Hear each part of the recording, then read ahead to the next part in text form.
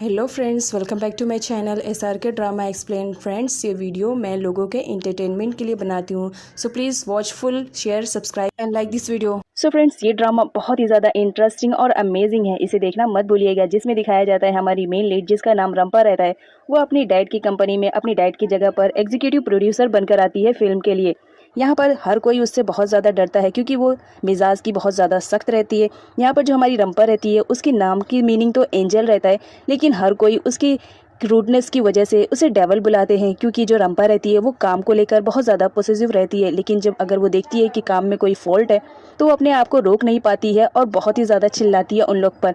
यहाँ तक कि कभी कभी वो गुस्से में उन लोगों को हिट भी कर देती है। अब जिसकी इतनी क्रूड बॉस हो तो उसका क्या हाल होगा, ये देखने के लिए ड्रामे को पूरा एंड तक ज़रूर देखें। सो जैसे कि हमने प्रीवियस पार्ट में देखा था, योद्धा का घर बुरी तरह जल जाता है और उसके पास रहने के लिए कोई घर नहीं रहता है। तो हमारी जो रंपा रहती है वो योद्धा को अपने घर ले जाती है और कहती है कि अब तुम यहीं रहोगे। यहाँ पर दिखाया जाता है जब योद्धा रंपा के घर आता है तो उसे पहनने के लिए एक भी कपड़ा नहीं रहता, क्योंकि उसके सारे कपड़े जल चुके थे और उसकी वजह से उसका फेस वगैरह भी ब्लैक हो जाता है, क्योंकि वो अपने घर को बचाने की कोशिश कर रहा था। यहाँ पर रंपा उसे बोलती है कि तुम पहले बात ले लो, उसके बाद हम बात करेंगे। यहाँ पर दिखाया जाता है योद्धा के पास तो कोई कपड़ा रहता ही नहीं है, तो जो रंपा रहती है वो जाती है और अपनी ड्रेसेस में से एक ड्रेस देती है, क्योंकि रंपा को लगता है कि योद्धा एक गे है, इस वजह से वो अपना सूट देती है और कहती है कि ये उसे अच्छा लगेगा। योद्धा रंपा के हाथों में एक छोटा सा ड्रेस देखकर शॉक्ड रहता है। वो सोचता है कि मैं तो एक बॉय हूँ, मैं ये कैसे पहनूंगा। यहाँ पर वो रंपा को बोलता है कि मैं इन कपड़ों में अनकंफर्टेबल फील करूंगा, तो इससे बेटर रहेगा तुम मेरे लेवल के कपड़े दे दो। लेकिन हमारी जो रंपा रहती है वो बोलती है कि इस वक्त तुम्हें यही मिल पाएगा, जाओ पहले बात लो, उसके बाद देखा जाएगा क्या करना है। यहाँ पर दिखाया जाता है रंपा योद्धा से मस्ती भी करती है और उससे कहती है कि देखो ये तुम पर कितना ज़्यादा जचेगी, एक बार ट्राई तो करो। योद्धा के पास कोई ऑप्शन नहीं रहता है तो वो चला जाता है बात लेने के लिए। रंपा की आंट उसे कॉल करती है, जहाँ पर रंपा बताती है कि योद्धा का घर पूरी तरह जल चुका है, तो उसने उसे अपने घर में रहने के लिए कहा है। यहाँ पर जो आंट रहती है वो रंपा को कहती है कि तुम्हें किसी पे भी इतना जल्दी ट्रस्ट नहीं करना चाहिए, जिस पर रंपा बोलती है कि योद्धा उस तरह का नहीं है, उस पर ट्रस्ट करने लायक है। नेक्स्ट सीन में रंपा को दिखाया जाता है जो योद्धा के लिए बिस्तर लगाती रहती है, तभी उसका पैर फिसल जाता है। उसी वक्त योद्धा आ जाता है जो बगैर कपड़ों के रहता है, सिर्फ टॉवल लपेटा हुआ रहता है। वो रंपा को संभाल लेता है। यहाँ पर रंपा जब उसकी बॉडी को देखती है तो शॉक में रहती है, उसे तो कुछ भी समझ में नहीं आता है। तभी उसे एक नाइटी देती है और कहती है कि तुम ये पहन लो, क्योंकि जो योद्धा रहता है वो शॉर्ट वाला ड्रेस पहनने के लिए रेडी नहीं रहता है। रंपा ने जब योद्धा को बगैर कपड़ों को देखा तो वो शॉक्ड में रह गई थी। वो वहाँ से लड़खड़ाते हुए सीधा अपने कमरे में जाती है और डोर को बंद कर लेती है। तभी उसे याद आता है कि जिस दिन वो बहुत ज़्यादा ड्रंक थी उस दिन योद्धा ने उसे किस किया था। वो सोचती है कि नहीं हो सकता है ये मेरा ड्रीम है, योद्धा मुझे कैसे किस कर सकता है, बिकॉज वो एक गे है। अपने दिल में ये सेटिस्फाई करते हुए वो सोचती है कि ये हो सकता है कि मेरा वहम है। इधर बबीता को दिखाया जाता है जिसे चाय की सच्चाई का मालूम पड़ गया था। यहाँ पर दिखाया जाता है जो चाय रहता है वो रंपा की आंट को भी बहुत ज़्यादा प्यार करता है और वो दोनों एक साथ टाइम स्पेंड कर रहे थे, तब बबीता ने उसे देख लिया था। और यहाँ पर बबीता डिसाइड करती है कि वो फ्रैंक के साथ मिलकर चाय की कंपनी को बर्बाद कर देगी। इधर रंपा और योद्धा को दिखाया जाता है। योद्धा ने रंपा का ड्रेस पहना था जो कि बहुत ज़्यादा शॉर्ट था, वो उसमें अनकंफर्टेबल फील कर रहा था। यहाँ पे वो बोलता है रंपा से कि अगर उसके पास कोई दूसरी ड्रेस है तो वो दे दे, क्योंकि इसमें वो बहुत ज़्यादा अनकंफर्टेबल फील कर रहा है। रंपा बोल रही है फिलहाल मेरे पास यही है, अगर तुम्हें इसमें मैनेज करना है तो मैनेज कर लो, अभी मुझे बहुत सारे काम करने हैं। यहाँ पर योद्धा भी रंपा के साथ काम करता है क्योंकि काम बहुत ज़्यादा रहता है। यहाँ पर योद्धा सोचता है कि अगर हम दोनों मिलकर करेंगे तो काम जल्दी हो जाएगा, अदरवाइज पूरी रात जागना पड़ेगा। यहाँ पर दिखाया जाता है जो योद्धा रहता है वो काम तो करता रहता है, लेकिन वो नाइटी ड्रेस की वजह से बहुत अनकंफर्टेबल फील करता है और सही से काम नहीं कर पाता है। तो यहाँ पर जो हमारी रंपा रहती है वो तो योद्धा को ही सिर्फ देखती रहती है, क्योंकि वो उस ड्रेस में कंफर्टेबल नहीं फील करता है। इस वजह से रंपा हंसती रहती है। दोनों बहुत रात तक काम करते हैं, इस वजह से रंपा सो जाती है। जब योद्धा देखता है कि रंपा सो चुकी है तो वो उसे उठाकर उसके बेडरूम में ले जाता है और वहाँ पर सुला देता है। अब नेक्स्ट सीन में दिखाया जाता है चाय को, जहाँ पर दा बहुत ज़्यादा रेडी शेडी हो जाती है। तो चाय उससे पूछता है कि क्या बात है, तुम इतना रेडी शेडी होकर कहाँ पर जा रही हो।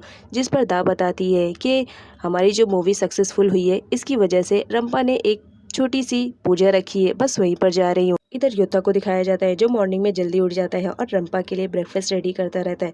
तभी डोरबेल बजती है। जब योद्धा जाता है तो वहाँ देखता है कि एक डिलीवरी बॉय रहता है। यहाँ पर दिखाया जाता है वो डिलीवरी बॉय योद्धा के लिए एक ड्रेस लेकर आया था जो कि रंपा ने ऑर्डर किया था।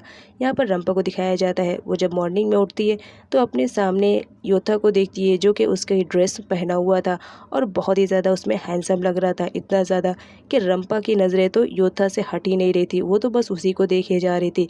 यहाँ पर योद्धा को दिखाया जाता है जो रंपा को आज डे की पूरी शेड्यूल्स के बारे में बताता है, लेकिन रंपा का कॉन्सेंट्रेशन तो शेड्यूल पे ना रहते हुए योद्धा की ड्रेस और लुक पे रहता है। योद्धा रंपा को जल्दी से रेडी होकर आने के लिए कहता है। यहाँ पर एलिदा को दिखाया जाता है। अब रंपा ने पूजा रखी थी तो उसमें एलिदा भी आई हुई थी और साथ ही साथ साइमन भी। यहाँ पर साइमन रंपा को एक कॉफ़ी ऑफर करता है, लेकिन जेलेसी में योद्धा उसे ले लेता और कहता है कि रंपा ने ऑलरेडी बहुत ही सारे कॉफ़ीज़ को पी लिया है तो मुझे नहीं लगता कि वो पियेंगी। यहाँ पर जो रंपा रहती है वो कॉफ़ी ले लेती है और कहती है मैंने इतना भी ज़्यादा नहीं पिया है, अब साइमन ने ऑफ़र किया है तो पीना तो बनता है। अब जहाँ इतनी ज़्यादा हैप्पीनेस मनाई जा रही हो तो वहाँ कुछ ना कुछ तो गड़बड़ होना बनता ही है। ये गड़बड़ करने के लिए वहाँ पर बबीता आई हुई रहती है। इधर साइमन रंपा से पूछता है कि कल क्या बात हो गई थी कि तुम्हें डिनर छोड़कर जाना पड़ा। जहाँ पर रंपा बताती है बस कुछ नहीं, किसी इंपॉर्टेंट पर्सन के पास मुझे जाना था, बस चली गई। यहाँ पर जब योद्धा सुनता है तो उसे याद आता है कि कल तो रंपा मेरे साथ थी, वो बहुत ज़्यादा खुश होता है। अब जहाँ पर साइमन जैसा सेलिब्रिटी हो तो वहाँ पर मीडिया का तो आना बनता है। वहाँ पर मीडिया भी आई हुई रहती है जो डिमांड करती है कि साइमन के साथ उन्हें फ़ोटोज़ खिंचवानी है। यहाँ पर दिखाया जाता है सारे लोग फ़ोटो खिंचवाते रहते हैं, तभी दा भी आ जाती है। वो कहती है मुझे भी साइमन के साथ फ़ोटो खिंचवानी है, लेकिन जो रंपा रहती है वो बोलती है कि नहीं तुम बाद में आ जाना है। इसकी वजह से एलिदा दा को टीज करती रहती है और उसे जेलेसी फील कराने के लिए साइमन के साथ चिपक चिपक कर फोटोज खिंचवाती रहती है। इधर बबीता को दिखाया जाता है जो चुपके चुपके कहीं जा रही थी, लेकिन अनफॉर्चुनेटली वो रंपा से ही टकरा जाती है। रंपा वहाँ पर आने की वजह पूछती है। बबीता बोलती है ये मेरी भी कंपनी है, तुम भूलो मत, तो मैं भी आ सकती हूँ। यहाँ पर रंपा गुस्सा करने लगती है तो जो योद्धा रहता है उसका हाथ पकड़ लेता है और कहता है इस वक्त तुम गुस्सा मत करो। ये देखते हुए बबीता तो बहुत ज़्यादा शॉक में हो जाती है कि आखिर ऐसा क्या है इसमें जो इसके बाद पर रंपा मान गई। इधर रंपा को दिखाया जाता है अगरबत्ती का धुआं लगने की वजह से उसकी आंखों से आंसू निकलने लगता है, तो जो योद्धा रहता है वो उसके आंखों में ड्रॉप डालता है और बोलता है कि बस थोड़ा सा जलेगा उसके बाद ठीक हो जाएगा। इधर साइमन को दिखाया जाता है जो अपनी रिहर्सल्स करता रहता है और बहुत ज़्यादा उसमें मगन रहता है। तभी वहाँ पर बबीता आती है और उसके लिए क्लैप करती है कि तुम्हारी एक्टिंग तो लाजवाब है, मुझे नहीं लगता है तुम्हारे जैसा कोई एक्टिंग कर पाएगा। यहाँ पर बबीता साइमन की तारीफों की पुल बांधती रहती है। दिखाया जाता है कि जो बबीता रहती है वो ऐसा इसलिए करती है क्योंकि उसकी बेटी दा साइमन को बहुत ज़्यादा पसंद करती है और इस वजह से वो अपनी बेटी की लाइफ में साइमन को वापस लेकर आना चाह रही थी। नेक्स्ट सीन में बबीता को दिखाया जाता है जो दा के पास आती है और बताती है कि मैं बहुत जल्द साइमन को तुम्हारी लाइफ में लेकर आ जाऊंगी। इस बात पर दा बहुत ज़्यादा खुश होती है और अपनी मॉम का थैंक्स कहती है, लेकिन कहती है कि तुम ये सब करोगी कैसे। तो उसकी मॉम बोलती है ये सब तुम मुझ पर छोड़ दो।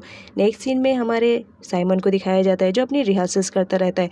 उसे परेशान करने के लिए वहाँ पर एलिदा आ जाती है। एलिदा बोलती है कल वाले स्टंट में मुझे यहाँ पर चोट लग गई थी, क्या तुम ऑइंटमेंट लगा दोगे। जिस पर साइमन बोलता है कि तुम एक लेडीज हो, सॉरी मैं तुम्हें नहीं लगा सकता हूँ। जिस पर एलिदा बोलती है कि मुझे बहुत ज़्यादा हर्ट हो रहा है, प्लीज़ तुम लगा दो, और वो उससे ज़बरदस्ती करने लगती है। तभी एंट्री होती है दा की और वो इसे सब देख लेती है। यहाँ पर वो उन लोग के बीच में आकर बैठ जाती है और कहती है कि तुम्हें पेन हो रहा है, लो मैं तुम्हें ऑइंटमेंट लगा देती हूँ। लेकिन एलिदा तो उससे बिल्कुल भी नहीं लगवाती है। यहाँ पर जो दा रहती है वो साइमन को बोलती है तुम बाहर मेरा वेट करो, मैं बस 2 मिनट में आ रही हूँ। और इस वजह से हमारे साइमन को भी मौका मिल जाता है एलिदा से दूर होने का, तो वो फ़ौरन चला जाता है। यहाँ पर दा को दिखाया जाता है वो अपनी मॉम के बताए हुए रूल्स एंड रेगुलेशन फॉलो करती है और साइमन को एक कार के पास लेकर जाती है और वहाँ पर बेहोश होने का नाटक करने लगती है। तो यहाँ पर जो हमारा साइमन रहता है वो दा की केयरिंग करने लगता है और उसे होश में लाने के लिए कार में लेके जाता है और एसी को ऑन करता है और उससे होश में ला रहा था। यहाँ पर बबीता को दिखाया जाता है वो मीडिया के दिमाग में गलत इन्फॉर्मेशन डाल देती है कि दा और साइमन का अफेयर चल रहा है, जिसकी वजह से मीडिया को एक ब्रेकिंग न्यूज़ मिल जाती है। साथ ही साथ बबीता ये भी बताती है कि तुम जाकर देख सकते हो, इस वक्त साइमन मेरी बेटी दा के साथ ही होगा। मीडिया वाले जब आते हैं तो देखते हैं कि सच में साइमन तो दा के साथ रहता है, तो वहाँ पर उन दोनों की फ़ोटो खींच लेते हैं ताकि वो प्रूफ के तौर पर मीडिया वालों को बता सके। यहाँ पर दिखाया जाता है साइमन को एक शूट करना रहता है जहाँ पर सारे लोग उसी के बारे में बात करते रहते हैं कि उसका अफेयर दा के साथ चलता है, लेकिन रंपा को तो कुछ भी फ़र्क नहीं पड़ता है।